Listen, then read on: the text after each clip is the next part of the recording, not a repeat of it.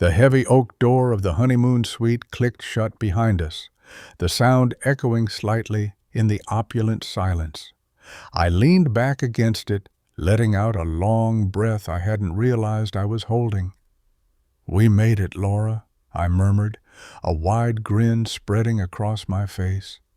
The stress of the wedding day, the logistics, the crowds, the endless smiling melted away, replaced by a profound sense of peace and arrival.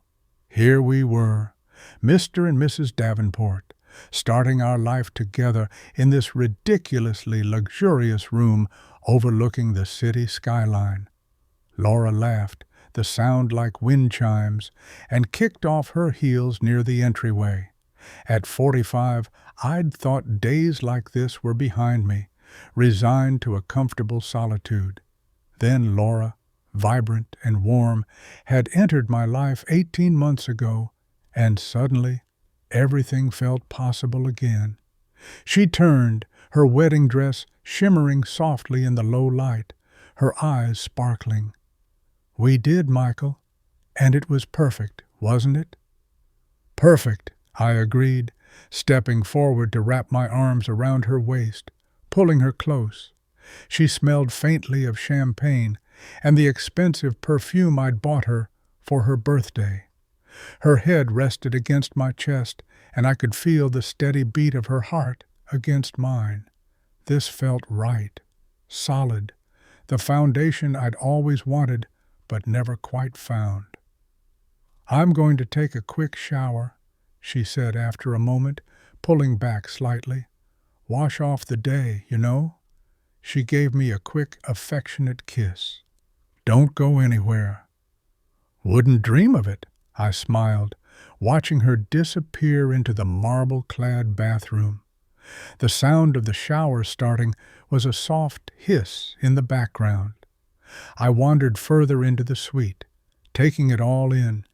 The plush carpets, the king-sized bed scattered with rose petals, the floor-to-ceiling windows showcasing a glittering panorama of city lights.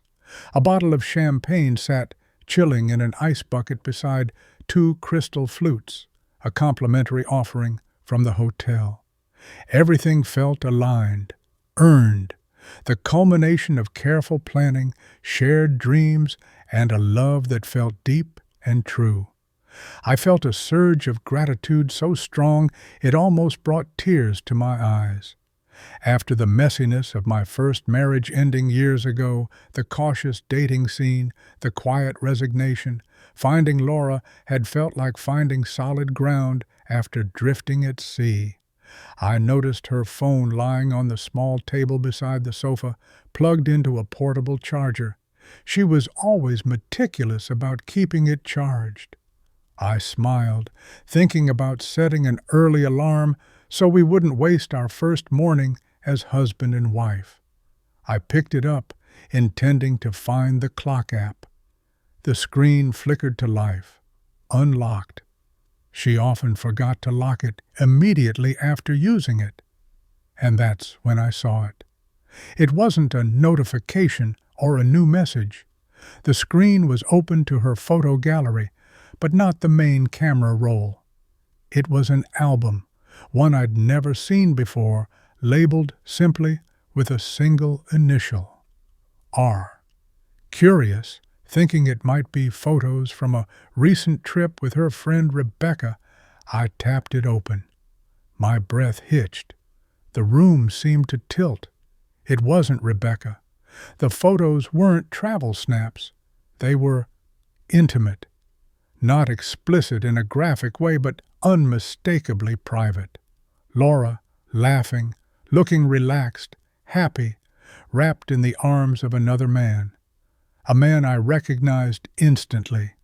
Robert, her colleague, the one she'd always described as a good friend, like a brother almost. There were pictures of them on what looked like a beach vacation, clinking wine glasses in a dimly lit restaurant, posing playfully in front of landmarks I didn't recognize from any trip she'd told me about.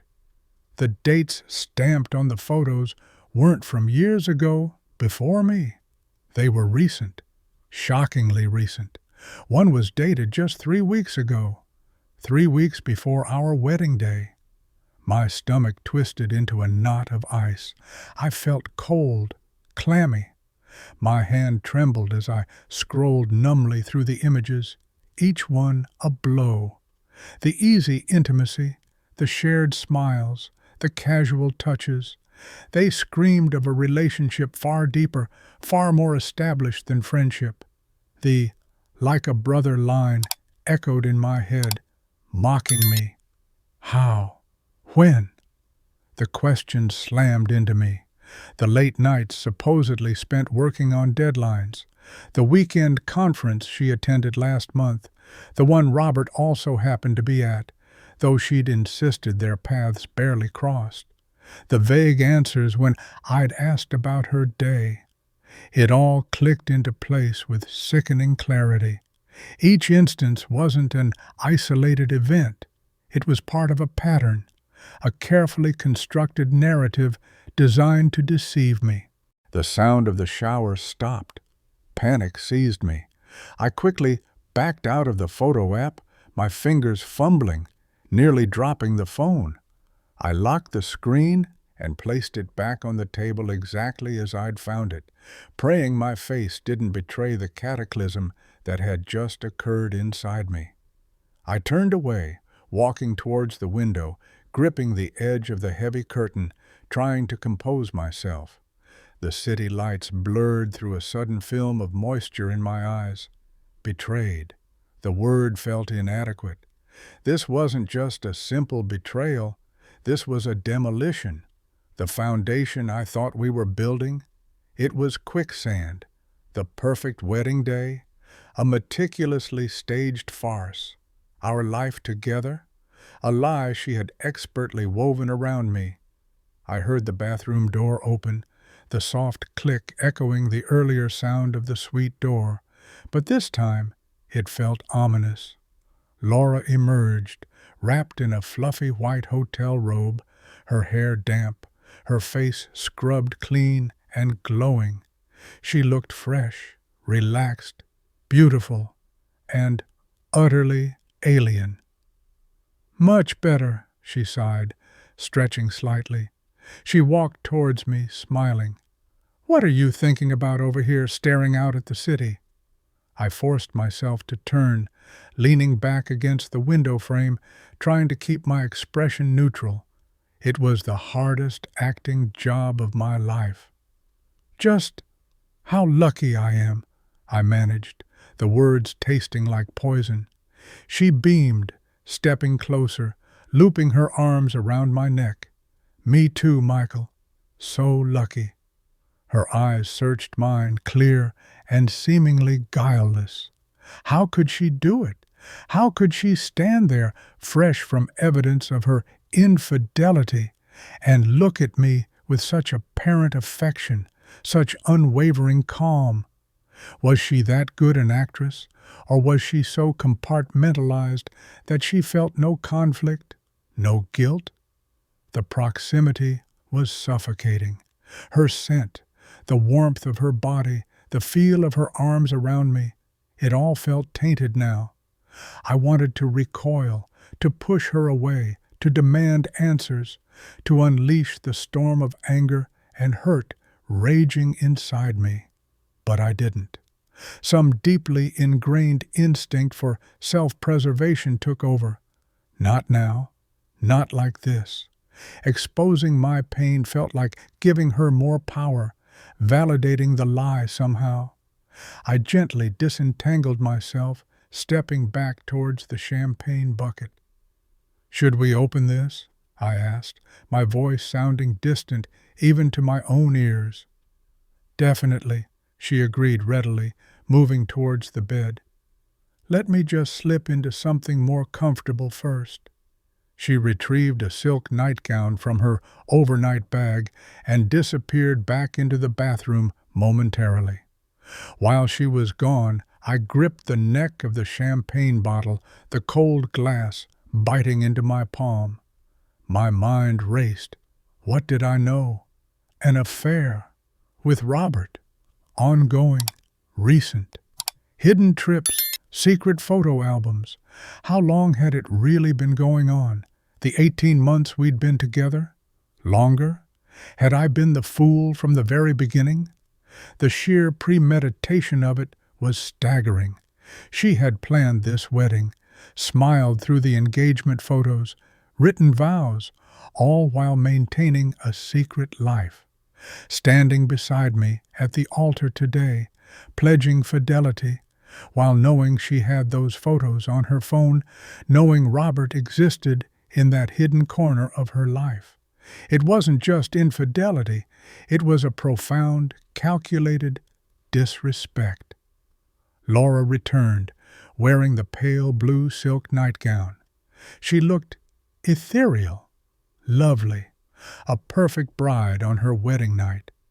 The image clashed violently with the sordid reality I now knew. She picked up her phone from the table, glancing at the screen briefly before tucking it into her robe pocket. Did she check? Did she notice I might have seen? Her expression gave nothing away. "Ready for that champagne?" she asked, walking towards me, her smile firmly in place. I popped the cork with more force than necessary. It flew across the room, hitting the far wall with a dull thud. Laura jumped slightly, then laughed. "Someone's eager?" I poured the bubbling liquid into the two flutes, my hand surprisingly steady. I handed one to her, our fingers brushing. Her skin felt warm, alive. Mine felt like ice. "To us," she said, raising her glass, her eyes meeting mine over the rim. "To forever." Forever. The word hung in the air between us, heavy and meaningless. I couldn't repeat it. I lifted my glass in a silent, hollow gesture and took a sip. The champagne tasted metallic, sour, or maybe that was just the taste of betrayal coating my tongue. We stood there for a moment, the silence stretching, punctuated only by the faint hum of the city outside. Laura seemed content, sipping her champagne, gazing around the beautiful suite. Was she thinking about the future? Our future? Or was she already planning her next communication with Robert, figuring out how to maintain the balance, keep the plate spinning? I needed to sit down. My legs felt unsteady. I moved to one of the plush armchairs near the window, sinking into it. Laura followed, perching on the ottoman in front of me, resting her hand on my knee. "Are you tired?" she asked gently. "It was a long day." "Yeah," I admitted, focusing on a non-committal truth. "Long day." "We have 2 whole weeks of this, though," she said brightly. "Just us, exploring, relaxing, no schedules, no demands." She squeezed my knee playfully. "Just Mr. and Mrs. Davenport on their honeymoon." The honeymoon. A trip meticulously planned, flights booked, boutique hotels reserved across Italy. The thought of spending 2 weeks trapped in this intimate charade with her, pretending everything was fine, made my stomach churn. Every shared meal, every historical site, every beautiful landscape would be viewed through the filter of her deceit. It felt impossible, unbearable. She leaned forward slightly, her expression softening. "Talk to me, Michael. You seem distant. Is something wrong? Did something happen at the reception?" Her performance was flawless. The concerned wife, sensing her husband's unease, inviting confidence. If I hadn't seen those photos, I would have believed her. I might have confessed to feeling overwhelmed, maybe even voiced some vague anxiety about the future, but I had seen them, and her feigned concern felt like another layer of manipulation. I met her gaze, holding it steady, searching for any flicker, any tell. There was nothing, just wide, clear eyes reflecting the lamplight. "No," I said, my voice flat. "Nothing's wrong. Just tired, like I said." She studied my face for another moment, then seemed to accept my answer, leaning back slightly. "Okay. Well, maybe we should just have an early night then. Unwind properly." She finished her champagne and stood up, stretching languidly. "I think this amazing bed is calling my name." She walked over to the bed, pulling back the heavy duvet, revealing crisp white sheets beneath the scattered rose petals. She slid under the covers, patting the space beside her. "Come on, husband. Time for bed." Husband. The word felt like a physical blow this time. I couldn't move. The thought of lying beside her, feeling her warmth, pretending intimacy, while the images from her phone burned behind my eyes, it was repulsive. "I think I'll sit here for a bit," I said, gesturing vaguely towards the window. "Finish my drink. Enjoy the view." She looked surprised, maybe a little hurt. "Oh, okay. Don't be too long." "I won't," I lied. She settled back against the pillows, watching me for a moment before turning off the bedside lamp on her side, plunging that half of the room into shadow. Within minutes, her breathing evened out, deepening into the slow, regular rhythm of sleep. She looked peaceful, untroubled, as if today had been exactly what it seemed, the happy start of a lifelong commitment. I sat there in the semi-darkness, the city lights painting patterns on the opposite wall. The champagne flute felt heavy in my hand. Silence descended again, thicker this time, filled with the weight of my discovery and her oblivious slumber. Alone. I had never felt so profoundly alone, not even in the years between marriages. This was a different kind of solitude, the isolation of knowing you've been living a lie, that the person sleeping peacefully just feet away is a stranger, a skilled deceiver who happens to wear your wedding ring. The anger I'd suppressed earlier began to bubble up again, cold and sharp. The audacity of it, the sheer, calculated cruelty. Bringing evidence of her affair into our honeymoon suite on her phone, sleeping soundly beside me after pledging her life to me. It wasn't just careless. It felt like a final, contemptuous act of dominance. My mind, clearer now, started working. Options laid themselves out like cold, hard facts. Confrontation? No, not now. It would achieve nothing but a messy, emotional scene that she would likely try to manipulate. Leave? Walk out now, just like I'd wanted to earlier? Where would I go? Back home? The thought felt exhausting. Stay? Endure the next 2 weeks, pretending, gathering more information, planning my exit strategy? That felt like a slow poisoning. I needed advice, legal advice, financial advice. I needed to know my rights, my options. Annulment? Divorce? How did this work when the marriage was barely hours old? I slowly stood up, careful not to make a sound, and walked over to the table where my own phone lay charging. I unplugged it, the screen lighting up with the background photo I'd set weeks ago, a smiling selfie of Laura and me on a hike, looking happy, carefree. The image felt like a relic from another life. I walked out onto the balcony, closing the heavy glass door quietly behind me.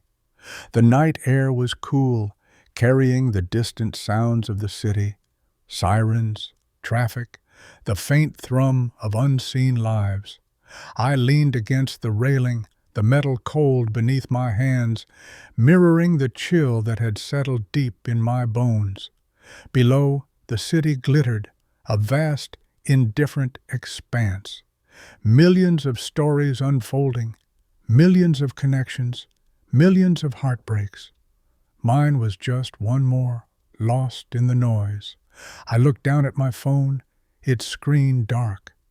I thought about calling Sarah, needing her steady presence, but it was too late, too much to unload on her right now. I thought about calling David, but what could he say? My thumb hovered over the contacts, scrolling down until I found the name I needed. My lawyer. It was the middle of the night, but I knew he sometimes worked late. Even if he didn't answer, I could leave a message. Start the process. The cool air felt sharp against my face. Laura slept peacefully inside, oblivious in her cocoon of lies. Out here, under the vast, uncaring sky, the reality of my situation felt stark and undeniable. The future I had envisioned yesterday was gone, obliterated.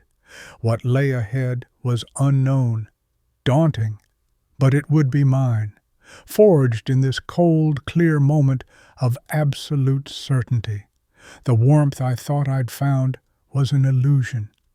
All that remained was the chill. Utterly alone on the balcony, the city lights swimming unfocused below. Cold, so cold. My fingers felt numb as I dialed Arthur's number. It rang 4 times, each ring echoing the hollow space inside me, before clicking over to his voicemail. His professional, slightly gravelly voice filled the silence. "You've reached Arthur Vance. Please leave a message." I took a steadying breath. "Arthur," I began, my voice low, controlled. "It's Michael Davenport. Something significant has happened regarding the marriage. Less than 12 hours in. I need to discuss options immediately. Annulment, separation, asset protection. Call me as soon as you get this, regardless of the hour." I paused, then added, "Discretion is paramount, obviously." I ended the call, the silence rushing back in. The first step was taken. The wheels were in motion.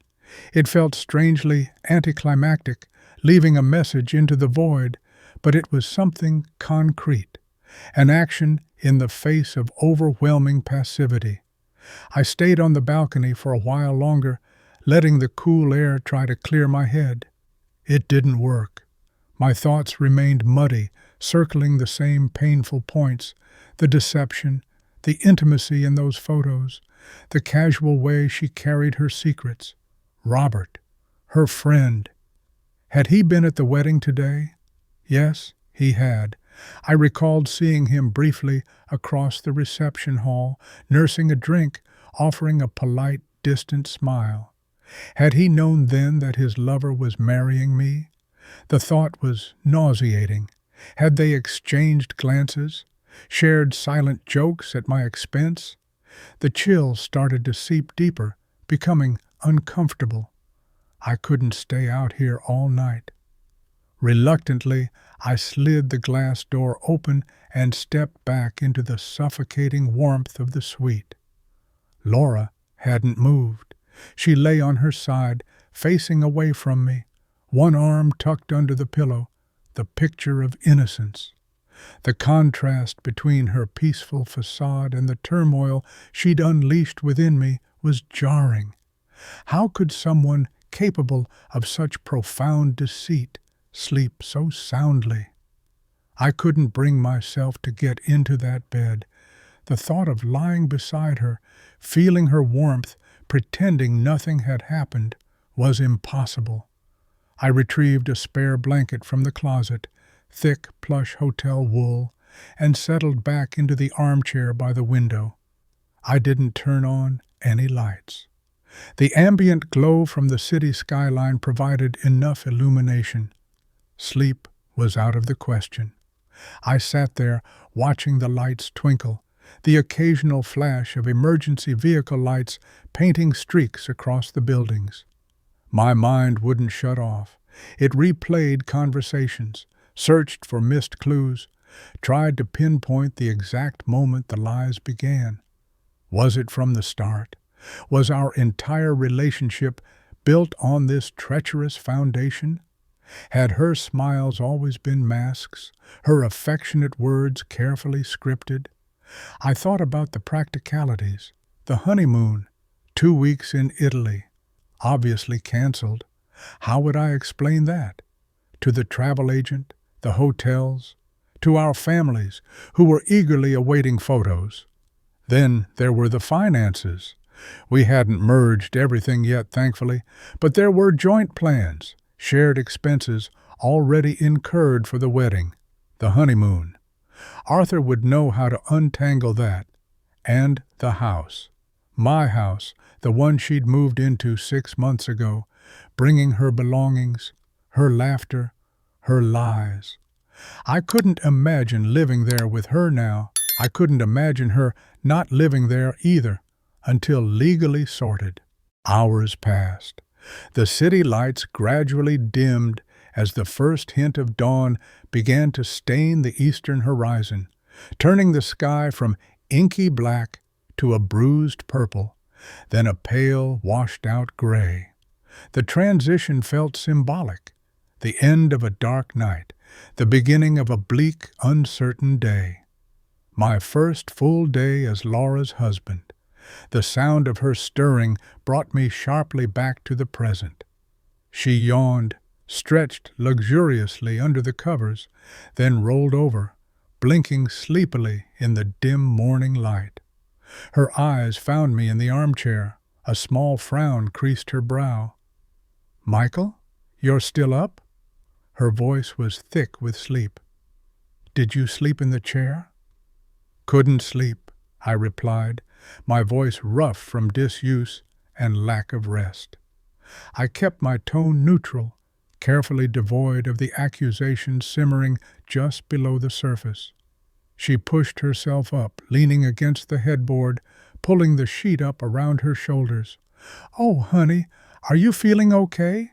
Maybe you're coming down with something?" Genuine concern seemed to color her voice. Or was it just another performance? It was impossible to tell anymore. The trust required to believe her was gone, shattered irrevocably. "I'm fine," I said curtly, "just thinking." "About what?" She patted the empty space beside her on the bed again. "Come here, tell me." The invitation felt obscene. I stayed rooted in the chair. "About the honeymoon," I said, seizing on a practical anchor. "Italy!" Her face lit up. "I know. I can't wait. 2 weeks of pasta, wine, and us." She smiled, that radiant smile that had once melted my defenses. Now it just looked predatory. "What should we do first? Rome? Florence?" I watched her, marveling at her ability to compartmentalize, to act as if nothing was amiss. Or maybe, terrifyingly, for her, nothing was amiss. Maybe this duality was normal for her. The thought sent another chill down my spine. My phone, which I'd placed on the small table beside my chair, vibrated softly. I glanced down. Arthur Vance. My heart gave a hard thump. He was calling back. Now. Laura followed my gaze to the phone, then back to my face, her expression shifting slightly. Confusion? Suspicion? "Who's calling so early?" she asked, a slight edge creeping into her voice. I didn't answer her. I stood up, picking up the phone, my movements feeling deliberate, almost robotic. I needed to take this call. I needed privacy. Without looking at her, I walked back towards the balcony door. "Michael?" Her voice was sharper now, questioning. "What's going on? Why are you acting so strange?" I ignored her, sliding the heavy glass door open and stepping outside into the cool, gray morning air. The city was waking up below, the sounds of traffic growing louder. I pressed the phone to my ear, turning my back on the room, on her, on the wreckage of our wedding night. "Arthur," I said, keeping my voice low but steady. "Michael." Arthur's voice came back, crisp and professional, cutting through the morning haze. "Got your message. I'm sorry to hear there's trouble already. Tell me what happened, and more importantly—" He paused, his tone becoming serious, focused. "What do you want to do?" I gripped the cold metal railing, staring out at the sprawling, indifferent city. What did I want to do? The question hung in the air, simple, direct, yet overwhelmingly complex. Undo yesterday? Impossible. Go back to blissful ignorance? Gone forever. What was left? Only the path forward, away from the lie. The first step had been the message. Now came the next. Begin. Just begin the process of reclaiming my life. That's what I wanted. To start. Begin. "Arthur," I began, my voice steady despite the tremor I felt inside. "It's clear the marriage was entered under false pretenses. Significant, ongoing infidelity. I discovered concrete evidence last night." I didn't elaborate on the photos. The details weren't necessary for him now. "Less than a day in, and it's irreconcilable. I want out. Annulment, if possible. If not, the quickest, cleanest separation." There was a brief pause on the line, then Arthur's calm professionalism returned. "Understood, Michael. Annulment can be tricky. Requires proving fraud or lack of consummation depending on jurisdiction, but given the timeline and clear evidence of prior infidelity impacting the commitment itself, we have grounds to pursue it aggressively. The immediate priority, however, is separation and asset protection. Don't confront her directly if you can avoid it. It rarely helps legally and often escalates things negatively. Did you secure the evidence you mentioned?" "Not physically," I admitted, thinking of the photos on her phone. "But I know what I saw and where." "Okay. Document everything you recall. Dates, times, specifics of the evidence, her reactions, your actions since discovery. Timelines are crucial. We'll file for legal separation immediately today. I'll need you to come into the office. Can you do that?" "Yes," I said. "I'm in the city now. I'll head straight there." "Good. Don't discuss legal actions with her. Keep communication minimal and factual, if unavoidable. Focus on disentanglement. I'll start drafting the initial paperwork. See you soon." He hung up. I lowered the phone, the conversation leaving me with a chilling sense of purpose. It was real. This was happening. The legal machinery was grinding into gear. I took one last look at the gray cityscape, then turned back towards the suite. Through the glass door, I saw Laura standing near the bed, her arms crossed, her face tight with suspicion and dawning anger. The sleepy, concerned wife was gone, replaced by someone bracing for a confrontation. Our eyes met through the glass. The connection was immediate, fraught with unspoken accusations and the chasm that had opened between us. She knew something was wrong, terribly wrong. Maybe she didn't know what I knew, but she knew the charade was over. Her posture was defensive, her eyes narrowed. My resolve hardened. Arthur's advice echoed. Avoid confrontation. Minimal communication. Disentanglement. That started now. I couldn't stay here. I couldn't endure another minute in this suite, this city, this lie. Italy was impossible, but so was going back to the house. I needed neutral ground. Distance. I slid the door open and stepped back inside. the air thick with tension. Laura didn't speak immediately, just watched me, her gaze sharp, assessing. "I'm leaving," I said, my voice flat, devoid of emotion. I walked past her towards the closet where my overnight bag was. "Leaving?" Her voice rose, sharp with disbelief and a hint of panic. "Leaving where?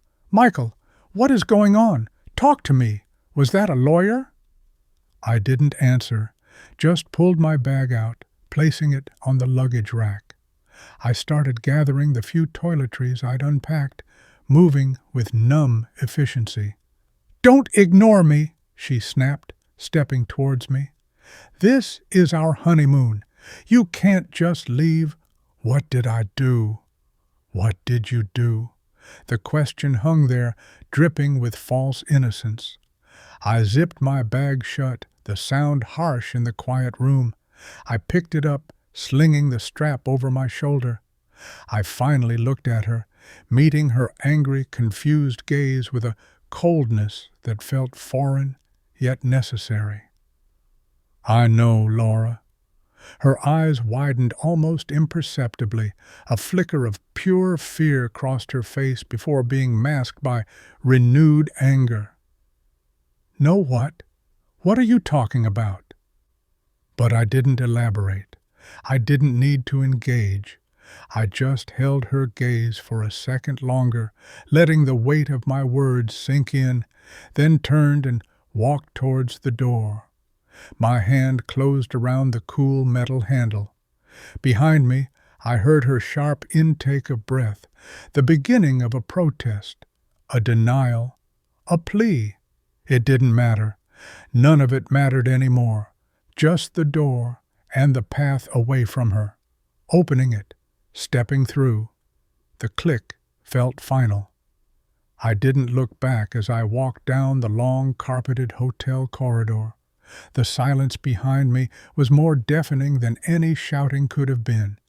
Each step felt heavy, deliberate, carrying me further away from the wreckage of the suite, the marriage, the life I thought I was building. Downstairs, the morning lobby buzzed with oblivious activity. Guests checking out, staff bustling, the clink of coffee cups.